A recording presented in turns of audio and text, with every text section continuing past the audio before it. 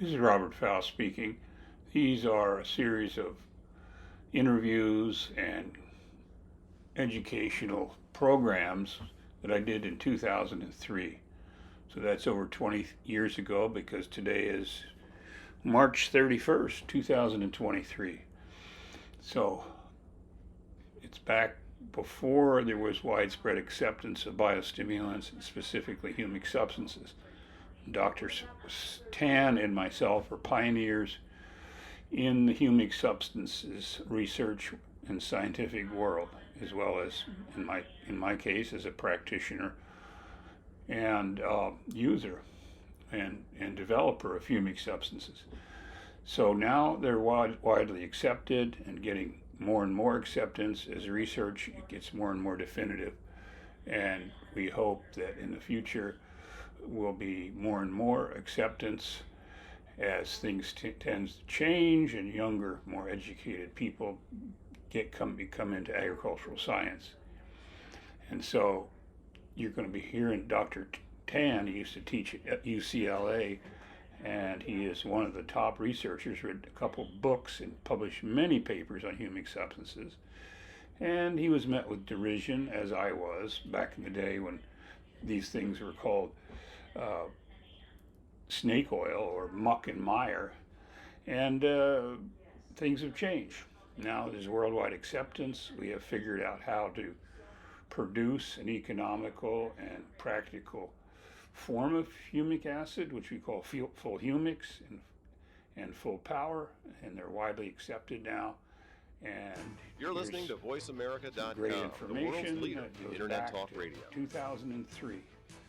So listen up and welcome to the BioAg more, Farm and Garden we'll get Survival more Hour specific, with your host, Dr. Robert as Faust. these All comments, views, series- and opinions series expressed on the show are progresses solely up those of to Robert, his guests, and callers. Now, with the BioAg Farm and Garden Survival Hour, here's Dr. Robert Faust. Aloha from Hawaii. This is Dr. Robert Faust, and we're live and direct from Kona, Hawaii, with the Farm and Garden, BioAg Farm and Garden Survival Hour. And we talk about biological agriculture, better methods of farming, and alternatives to toxic technology.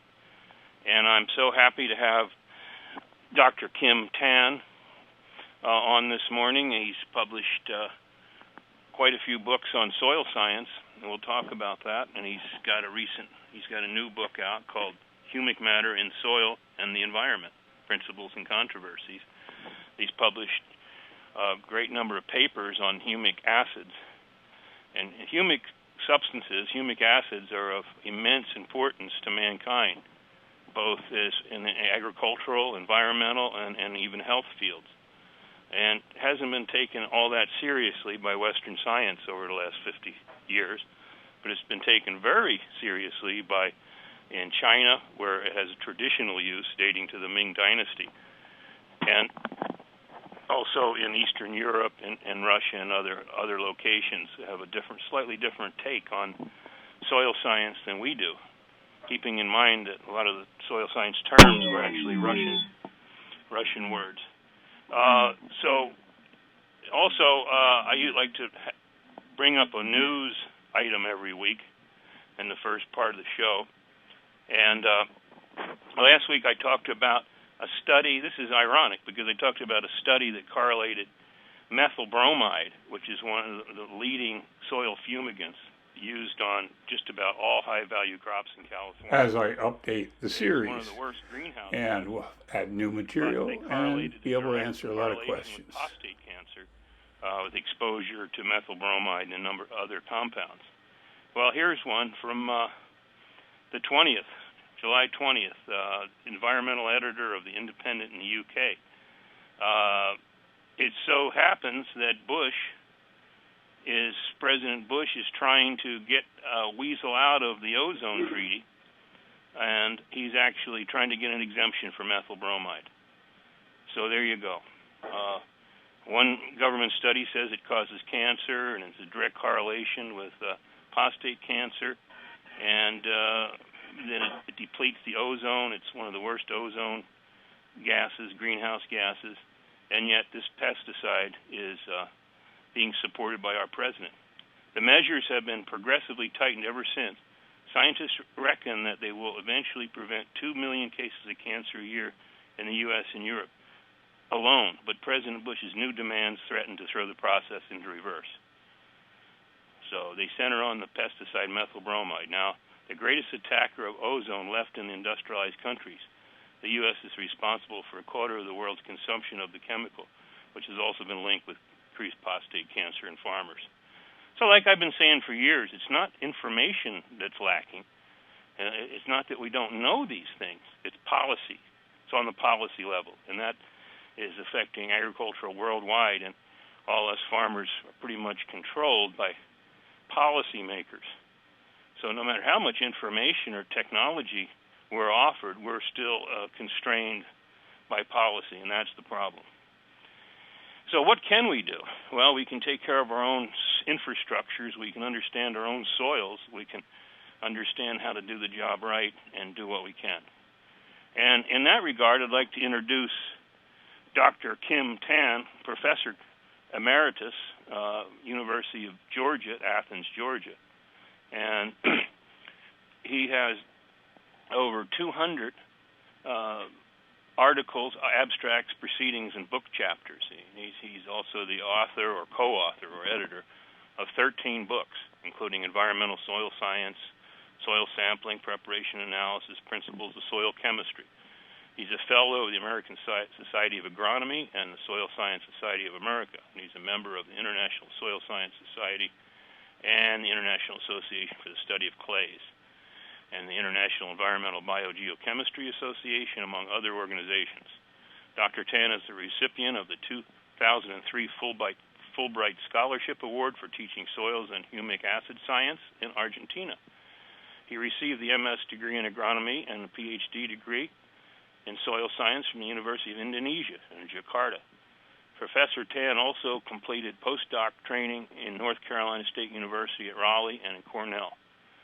And he has more papers, I think, on humic substances of any author in the U.S. that I'm aware of, and because I've quoted quite a few of his papers and some of my own papers years ago, as a matter of fact. So without going further ado, let's let Dr. Tan do the talking. And good afternoon, Dr. Tan. Good afternoon. And I'm so glad you decided to be on our show, and what we're talking about is really important. And I'd like to know, the audience would like to know, what is humus and humate, and how does it form, and why is humic acid so important, and what does it really do for us? Okay. Thank you first for inviting me in your show, and it is my pleasure to do it, because I also want to advertise about this, what humic acid is, and so on. Now, there is a lot of controversy about humus and humic matter. Let me explain this first. Humus is in my book defined as the decomposed fraction of soil organic matter.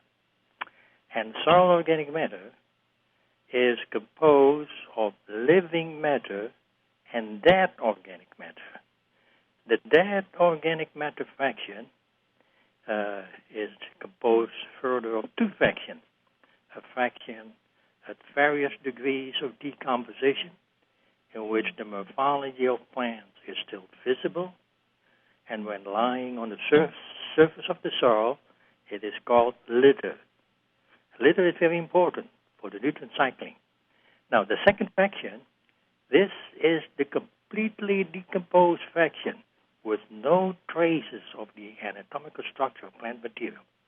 This is called the humus today.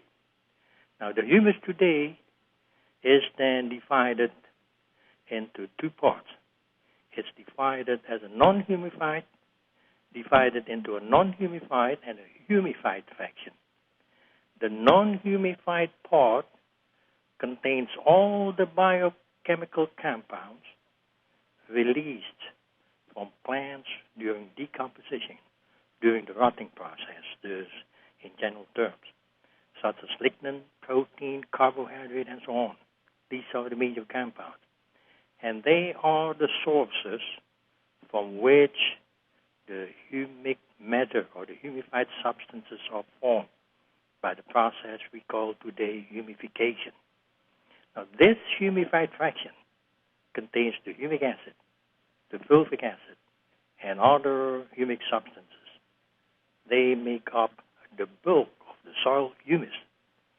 And I use in my book the group name humic matter to identify all the humic compounds together in analogy to the term soil organic matter. We use that matter.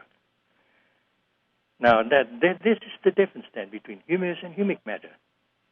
So now the humates. The humates, as Dr. Faust does in his articles has referred it as, is the salt of the humic acids, and that is true. Humic acid is an acid.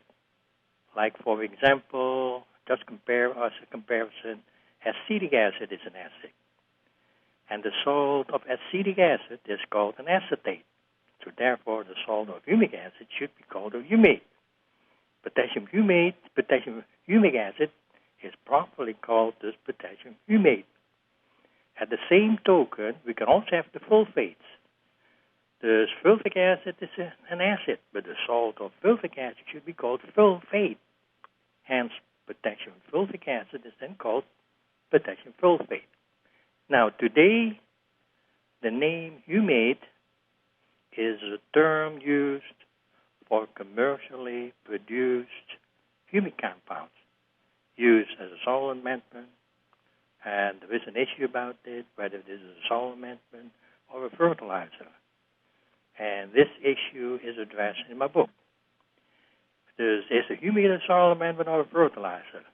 Just read the answer in my book, Humic Matter in Soil and the Environment. Now about the importance. How important is it? Why is it so important? And what do they do? So, about the formation, and importance of humic substances. First, about the formation. Formation of humic matter is called humification. The process can be chemical or mediated by microorganisms. And three major theories on humification are discussed in my book. Is the ligno, the phenol protein, and the sugar amino condensation theory. I will not tell these things more in detail because it's a long story. But about the importance now. The humic substances affect the environment, plant growth, and agriculture. Today also, it finds application in industry, in medicine, and in pharmacy. So, but I will limit myself to the environment as an example. The importances in the environment. They play a major role in preservation of organic matter, the nitrogen content, in mobilization and immobilization of elements, in biological detoxification, in controlling soil degradation, and so on.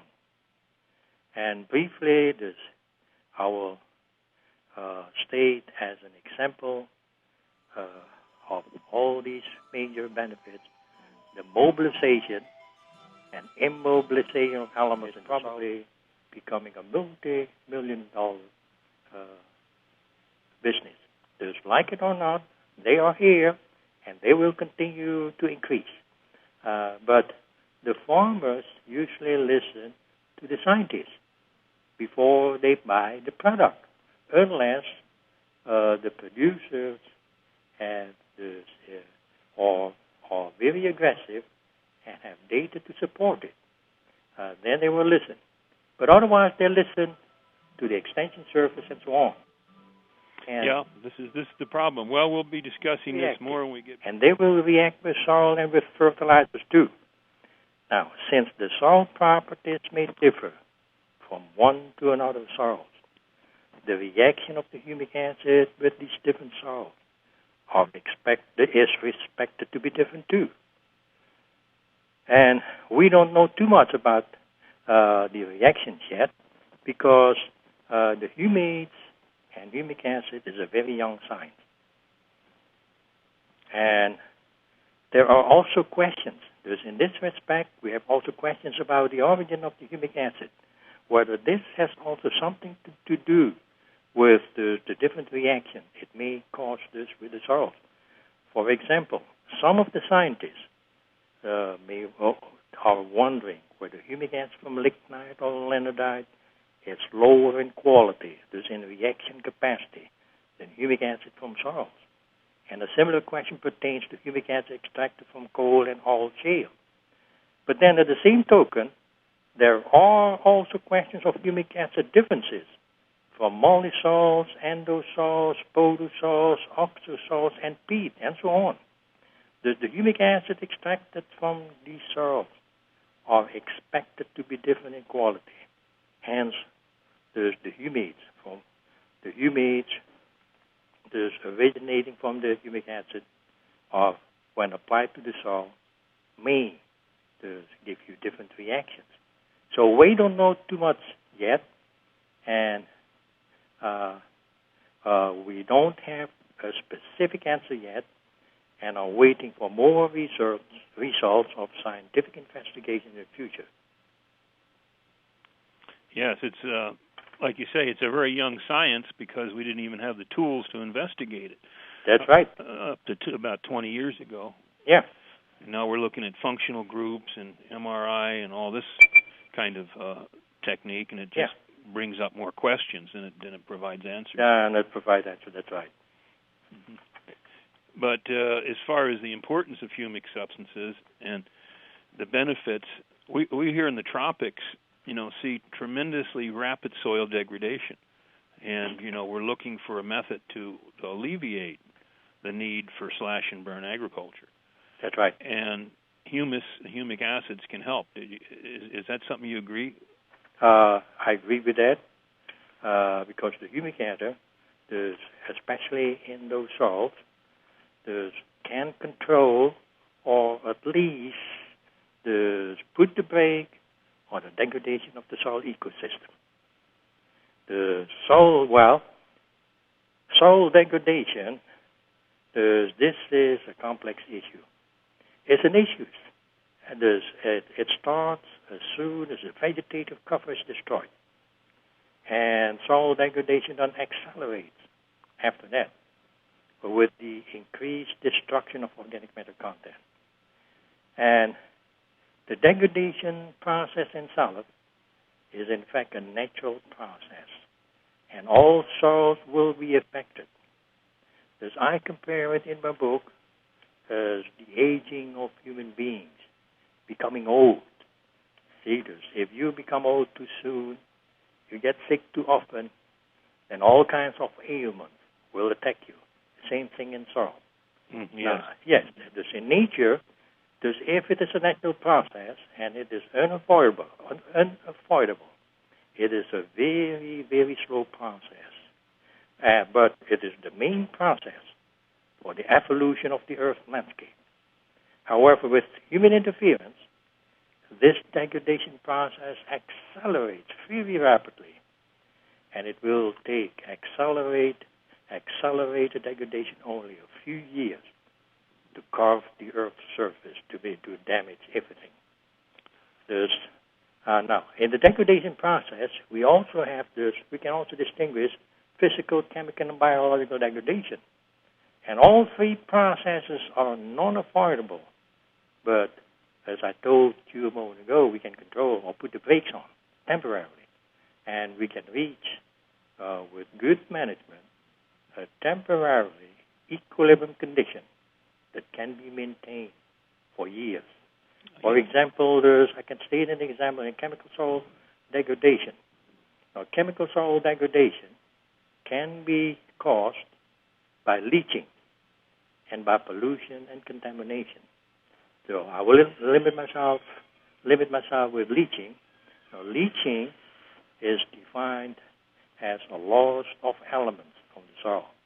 It is considered very harmful in soil fertility, and it causes the soil to become acidic and very acidic and non-fertile. But leaching in nature, if it's a natural process, it is essential in soil formation. It is an unavoidable process and will occur in soil under vegetative cover or in bare soil. I see. Because so this suggests the need for remineralization then from time yes, to time. Yes. I will say this, sir. But we can stop it. Not we can stop it. We can put a brake on leaching. There's a vegetative cover will counteract the leaching losses by nutrient cycling of the litter. And the losses of the nutrient in agricultural soil can be reduced by adding this from time to time with fertilizer in the proper amount and in the right time. Plus, don't forget the application of humic acid to increase the cation exchange capacity of the soil, and especially in those oxy soils of the tropic, because the cation exchange capacity is the storage capacity of the soil just to store the nutrients. Plus, that humic acid, and especially the tropical soils, will improve the soil physical condition. Soil structure will be enhanced, and if soil structure is enhanced, you get pore spaces formed.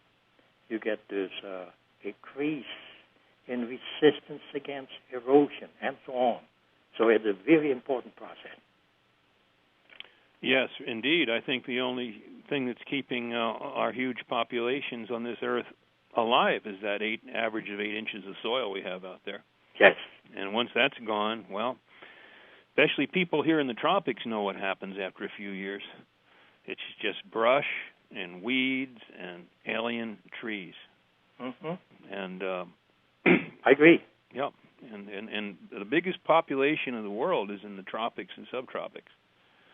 And unless we stabilize these soils, we're seeing more and more. I just got reports about rainforest destruction in Indonesia, Brazil, going on right now as we speak. That's right. Yeah, and usually there is more politics involved than there's the mistake of the farmers itself. Right, I believe that. Yeah, I think if we let the farmers do their things without interference by world commodities situation, that things could be more sustainable. Yeah. Certainly we've seen it in the past. That's right. But in the past we've also seen the rise and fall of many agricultural civilizations that lasted for a long time but still failed. Mm-hmm. Like the Maya, like the mound builders. That's right. Yeah. And so forth. So we just have to realize that in spite of our technologies, we're still making the same mistakes that the ancient people made. But only with our technology, we can accelerate the damage. Mm-hmm. So I agree. By the same token, our knowledge should be able to understand the situation and reverse it. But, like you say, policies prevent this. So we're back to politics. We're back to the paradox, really, of history. We're prevented from doing the right thing. So this is why we're on this show. At least get the word out so individuals can deal with it on their own. So that's right. Yeah, that was also one of our purpose, and especially to get our U.S. scientists, because, like you said, in the West, they are not a little, they are very skeptical about humic acid, and they are still skeptical today. In the western part, especially in the U.S., my colleagues even, they are very skeptical about humic acid. No, it's not because the farmers I mean, there's the industry in the United States, the producers of humates, they are picking up. There are now, the humate industry here in the United States is probably becoming a multi-million-dollar business. Just like it or not, they are here, and they will continue to increase.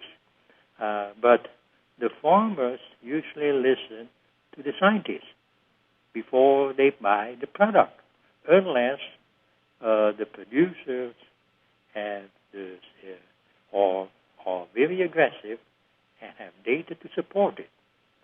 Then they will listen.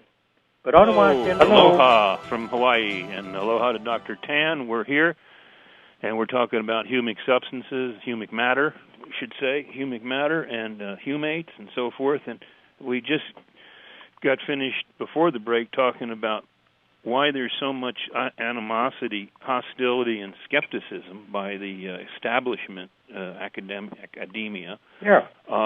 If I can add a few more words about that. Yes, please. The skepticism. While most of the scientists in the U.S. are adhering to the concept that humic acid is a fake compound produced by the extraction procedure. It is dirt. There's nothing worth investigation. If you extract it, you get again another one. Extract it, again another one. There's nothing is comparable according to them. See, and this concept is bypassed by the International Humic Acid Society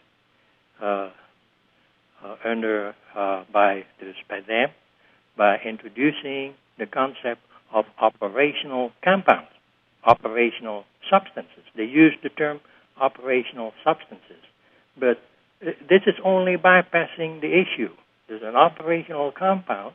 It's still a fake compound. And with this, it is not beneficial for the farmers because the farmers will be confused. There's one people say it is good, but the scientists, U.S. scientists, say it is not good. But the producers say it are good, and some people in the U.S. said it's still good. So there are two groups that's opposing each other.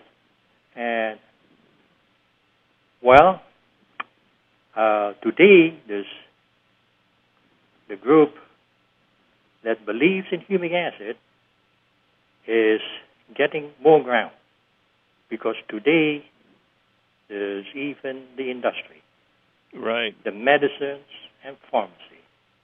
They are considering humic acid as real compounds, potentially valuable for raw materials in the production of medicines.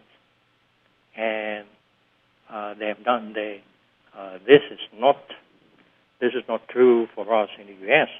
See, in Russia, they have what I have read. They have the compound from fulvic acid,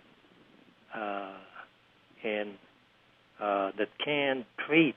It's a topical treatment of an eye disease to decrease opacification of the eyelids. See, the eyelids became opaque, otherwise became hot. Mm-hmm. So they use a few drops, and they said it is helpful. And clocking in Germany, there's the medical school in Erfurt, Germany. They use it also as an anti-inflammatory, as an antiviral, and many things, and anti-thrombosis. He used a very dilute solution to treat patients with thrombosis. And he does, in his paper then, he told the audience also in a conference that he succeeded in treating them. So there's all those people are believing it. And in my opinion, I'm wondering, and I'm amazed, while all these facts are ignored by the scientists that believes in humic acid being fake compound. Right. See this? I don't know. It's I think it's philosophical. I think it's deeper. I think it's I think it has more to do with our dualistic system of. I think so. Yeah, I think philosophy. Yeah, a free debate, free speech, and free. I think that's just a negative, just like our present administration in Washington D.C. is negative to the environment. Yeah. So, I see some religious, philosophical issues involved. It's deeper because they're not looking at the data. The reason me, as a farmer and a scientist and a consultant, have stuck with humic acid research for all these years is because I see it work. And I see the benefits in the crops and the livestock and different farmers. And how can you stop when you see the results? I do agree. Dr. Faust, I agree with that. You see this. You talk about Albert Binger. Albert Binger didn't know when he came as a grad student, as a young guy, he was ignorant about humic acid, and he did this PhD. And I told him, you work on part of my program on humic acid, and I gave him that part. Now, here is soybean. Grow it in acid soil, high in aluminum. If it's not high, add the aluminum. And add the aluminum until the soybean plants are going to die. And add the humic acid also. Mm-hmm. Now, he saw positive results. This with the application of humic acid, moderate application. There's aluminum contents in soil that was supposed to be toxic to plants. This were not toxic. The plants were growing well under this in the soil with a high aluminum content, and they're growing even better than the control plants. So important. So important to the world's farmers. Yeah, it's good for the world. But that is only one voice. You see, if we tell the farmers that, but then there will come 100 other scientists, the U.S. scientists stating, no, that's not right. Uh-huh. We still don't believe it. See, and the farmers, I'm here in Georgia. Probably in Georgia I can succeed, but I will not succeed in the Midwestern states because there's the scientists of Ohio, of any university, will tell the farmers, no, don't work with humic acid. It is dirt. Right. Not work. So, well, it's an awareness. It's an identity problem. I think we will win eventually. In the long run. I hope. I'm seeing changes. I'm seeing, for instance, there was just an article published in the Potato Grower magazine, admitting that humic acids were beneficial. So that's sort of a breakthrough. Yes. So what it is generational. We're seeing the younger scientists sort of take up the, so it's really about how quick these old guys die off, maybe. Yeah, it's also an educational process. It's very slow. Yeah. Even the diehard. See, the diehard non-believers. One day they will believe in it. But it's a slow education process. Yeah, that's it, and it's a very frustrating thing for us in this industry because we want it fast, Yeah, and it's been 30 years since I've been working on it. So it doesn't seem fast. No, in science, 30 years. Yeah, that's nothing. No, that's true. That's really true. When you think about ancient societies, where hundreds of years would pass without any change at all. So we are seeing accelerating change, and I believe within the next decade, we will see a widespread acceptance of human substances. I believe in that. Because we're getting contacts from some major companies in Asia and in the U.S. I would say the Asians are far more serious about it. I believe in it. Mm-hmm. Yeah. We're getting a lot of interest from Asia. Yeah. And now about the importance also, there's about the fulvic acid. Yeah. You were telling me about fulvic acid, and you were telling me that the fulvic acid content are high in some sources of materials in the deposit, especially of the New Mexico mines. Humic acid, the humates, contains a whole lot of fulvic acid. I want to comment about that from a deposit. A deposit, it is not a renewable resource. See, if you mine it, it will soon be exhausted if the production is very high. That's correct. The sulfuric acid content can be obtained very easily. It's Education. a slow process. And you cannot change the tradition. But tradition or the thinking is in a fortnight. That's right. It's more behavior. 2,4-D. Now, that's impossible in my opinion. Where does the chlorine come from? Mm-hmm. Yes, I've heard this kind of speculation before. Yeah, where does the chlorine come from? And how can 2,4-D, a very toxic substance, be formed from humic acid? Because humic acid is known to be non-toxic. In the swamp of the Okefenokee swamp here in South Georgia, the alligators, the bass, all the fish, and all the crabs, and so they are surviving. You will see there a fat crocodile instead of a dead crocodile in the black water of our swamps, rich in sulfuric acid. So I was wondering about that. So, and this is also one reason why I like to talk, and I encourage you to do more, Dr. Faust. Well, we will, and we're going to have you back on the show, too, because it's such a big subject, and I think all our listeners are certainly interested. I'm sure you're getting a lot of feedback.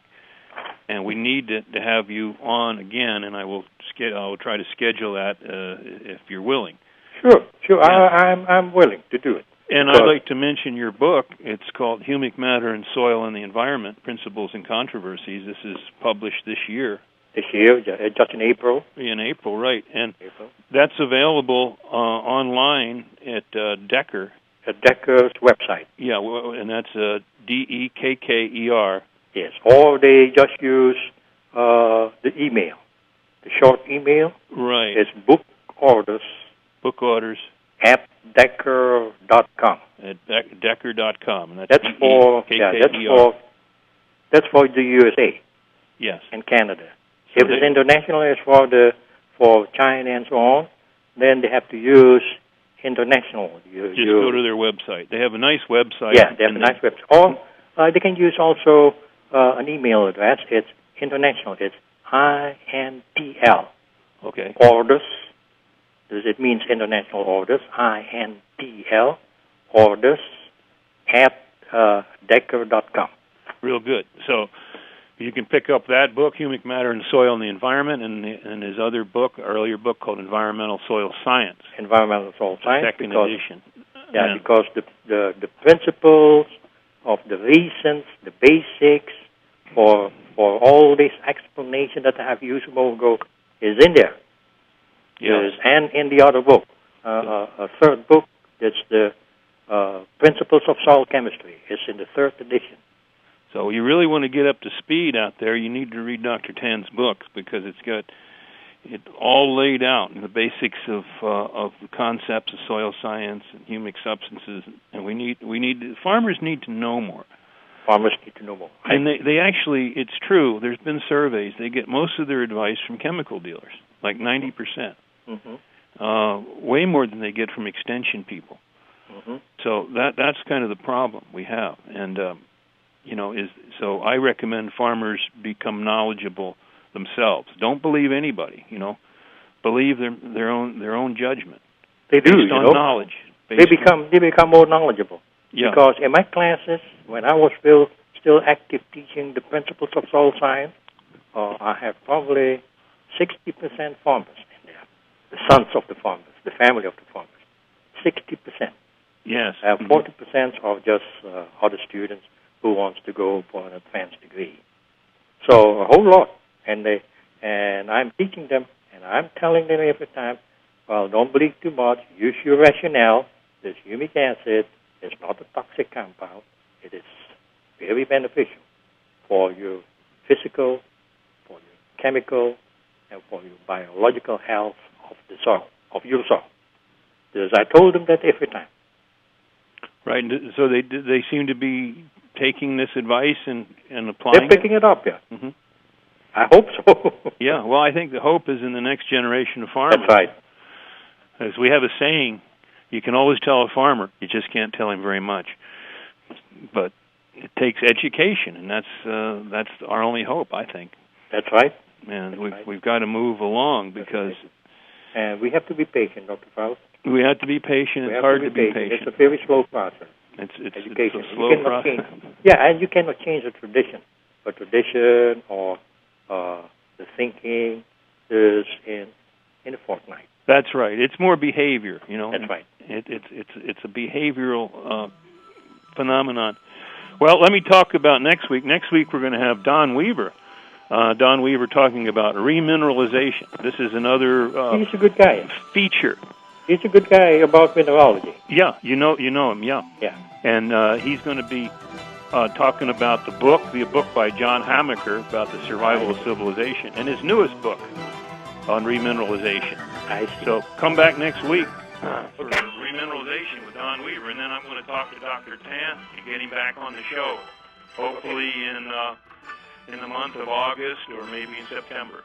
Sure. So we'll say farewell and aloha from Hawaii. And thank you for inviting me. And I appreciate it very much. And I enjoyed talking with you. And it was pleased. I am very pleased to be part of it. Thank you very much, and a big